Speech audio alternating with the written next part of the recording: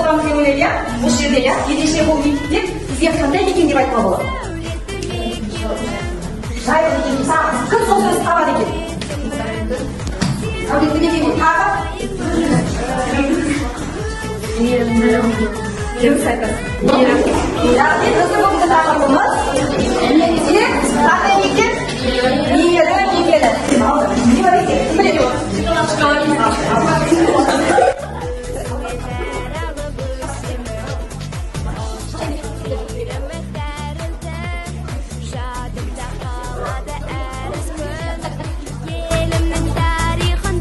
Ал, енді сендермен айтады, жылы сөздер бар, иә? Қай кезек айтшылар қандай сөздер?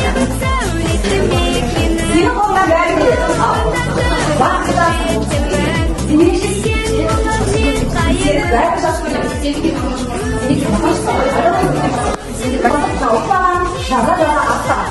Тамаша, келесі. Аппақ дауылан қарада, сен бір дәрі сіңірге жаңа қатамыз. Келесі, әрі қарай. Абай атамыздың жылы қақпай мақтанда өлең рәсімдер ғой. Ал дәлелдеңдер, бұл өлеңнің ішінде 5 асыл қандай деп атайды? Жоқ. Ең ертеден барықта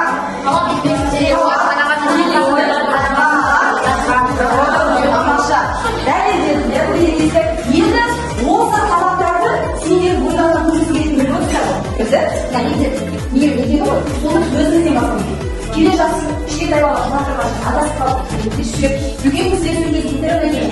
Еріп жүйесі, сынып байбеді, бала көрілі сенші қалып, деген сияқты, ол өзі әр кәсіп өзіңізден бастаса, сонда мейірі.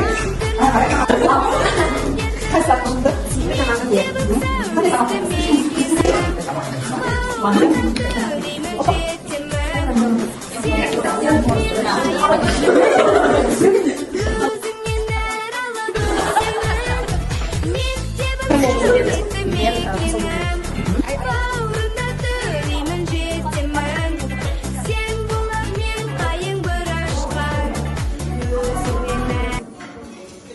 ақын жазушы, көрнекті мемлекет және қоғам қайраткері Сәкен Сейфуллин туғанына 130 жыл.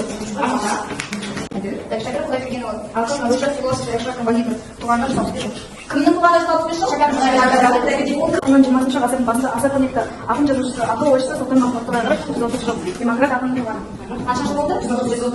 Енді артық-артық бағдарламалары мына әркімден басталу керек. Өздері ойлап қандай бағдарлама берсе, соны жасап береді. Ешқандай бағыттары бір кесіп, қазыларға